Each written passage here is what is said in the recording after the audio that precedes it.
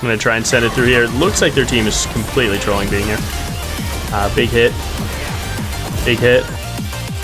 Up over the wall. I just got word from a baby bird that you guys are trying to learn how to team fight, so let's cut the intro and get right to it. Now, I'll be honest, a lot of you guys don't know the central rule. You never want to take a fair fight, and you want to do anything to manipulate the map in that way. So I'll show you exactly this, where if you look at this map, I'm going to turn off Fog of War, and you can see 1, 2, 3, 4, 5. They have 5 people, and Dragon spawns in about 30 seconds. Now, you could assume that this could be a 5v5.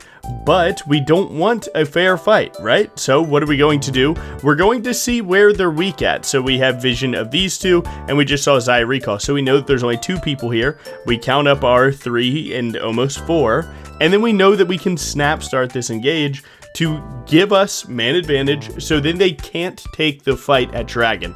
If you do not know to pull this trigger right now, and if you were any other champ, you just walk. Luckily I play Briar. And if you don't know to pull the trigger here, then you have to go to more 5v5s. That's what you do not want to do. You want to keep them on the back foot. So before any neutral objective or even just giant plays or something that's important, try and utilize side lanes where people are farming to outnumber them. And you do that just by looking at your minimap, seeing what wards that you have, and then see if they're, running at you. How much time do you have? Can you get this kill and recall? Do you have to cut your play off short? Do you have to use your flash to get this play to happen faster? All these things do matter, and that's the importance of these random wards, and especially Fade Lights. So you definitely need to stop taking 5v5s by just ganking someone right before it. Now, let's say that you're completely unable to start manipulating the map in that way. That's okay. You do have 2 main jobs that most team fights fall under no matter what champion you are, and it's either the backline dive or the front to back. So front to back is, hey, we're going to kill everyone in front of us first and then make it to, their carries and so on.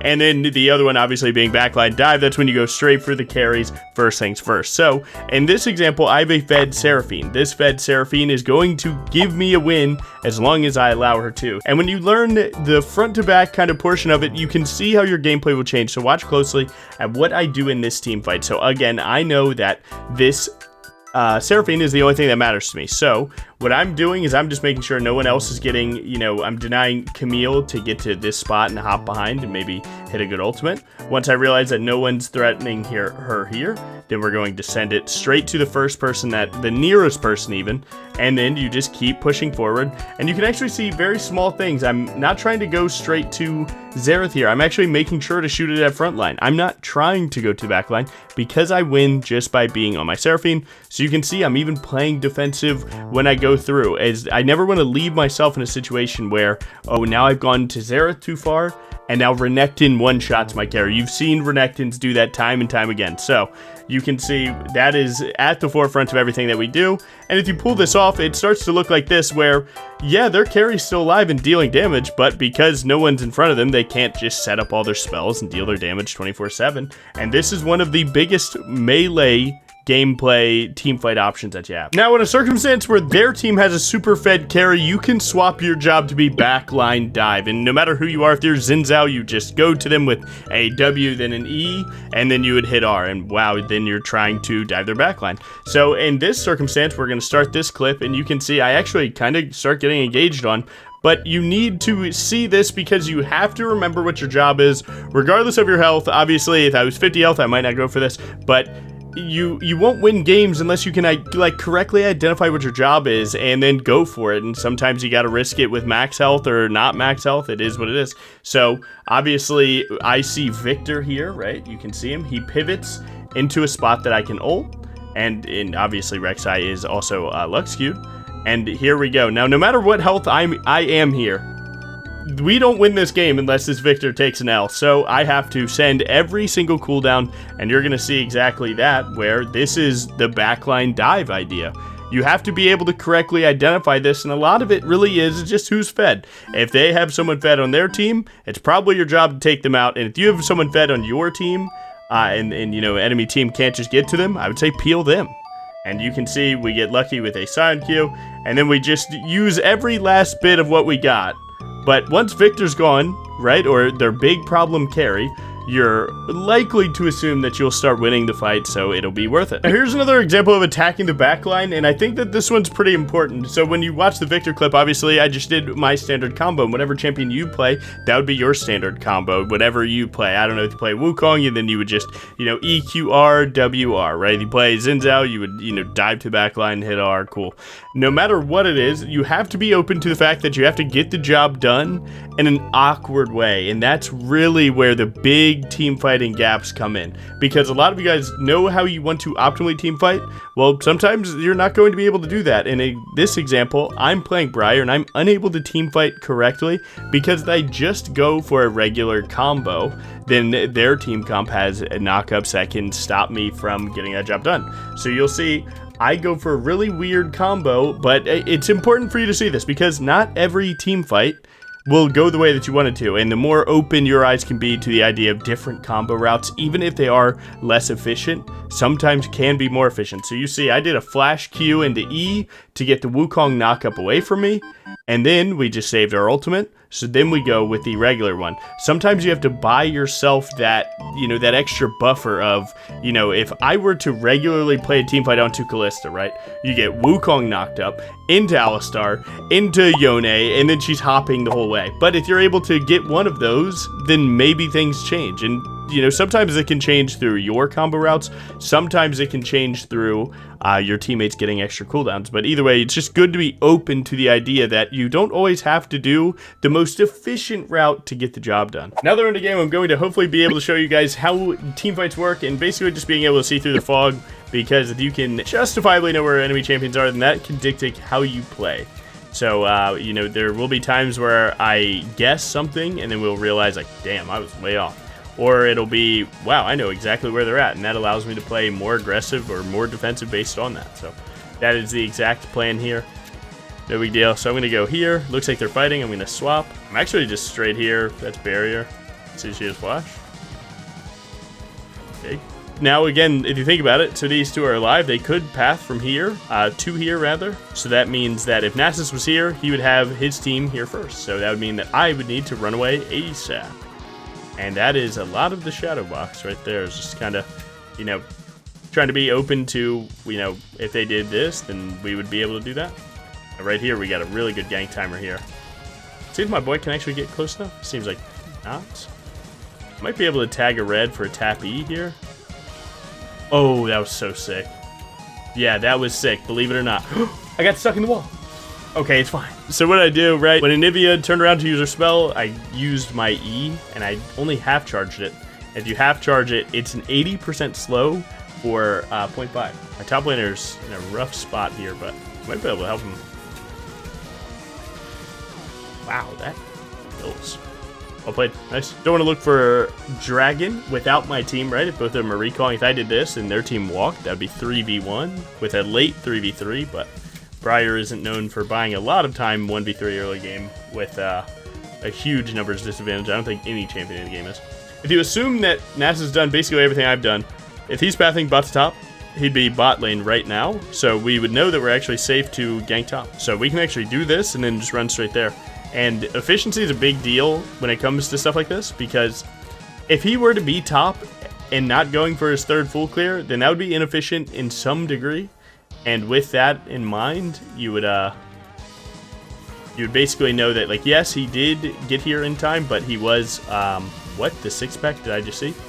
He'd be inefficient with his farming, and there'd be some gain there. So does that make sense? It's like, if he's being inefficient to be somewhere just to counter your play, it's not always a huge loss. And if you can cut the losses once you realize that he's doing something inefficient, then you should come out inherently ahead. So now when we hit tab, 43. So he's down 4 camps right now. And most of that actually is just crabs, but yeah. And that's the benefit of being efficient, is it tacks into these team fights, because now I have more team fight opportunities. I can pick and choose better situations and not.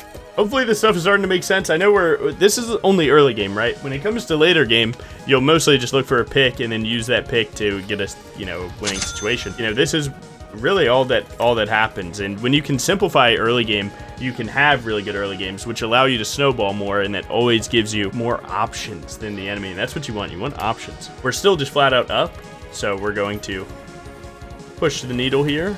And having this pink word on dragon means that we can be picky with our timer. He's walking through a pit here, so I'm just going to take this kill. Keep checking that dragon. We actually found him. Yeah, see, we're not up that much, but we're up a good amount. He likely just warded, so would you win 2v2 here is your thought, right?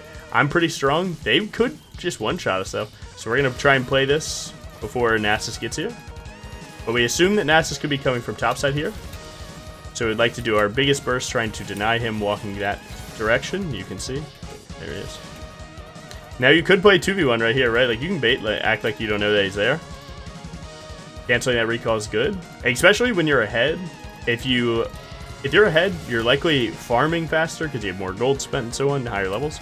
So if we're both doing the same thing, it's usually pretty decent for us. I can start this dragon because it could be an even 4v4. Technically, Yasuo could be here and it would be 5v4. So have your wits about you. If you see them start walking towards us, be ready to see Yasuo and know to run instead of fight. We're now in any fight. And we actually see this guy farming. Yeah, I mean, they're mid laners just stepping all the way up here. Oh, hop the wall. That is completely dead. Bang. Well played. If you look top lane, right, this guy lost both of his solo laners, both of his bot laners there. So we actually have 3v1 on top side here. So this is when it becomes okay to go for a invade. He didn't go for the camp. That's good. Let's see where he's willing to go. Oh my god. He actually spaced that E well. And flash might. Oh, I didn't get there. I mean, it's completely fine. He can't go anywhere. I just, you know, squandered the ability to maybe save my Aurelia.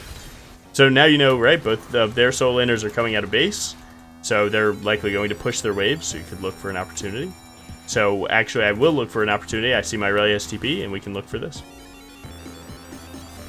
And bang. You can see he's actually going to hop to the minions, and then he might even make it here.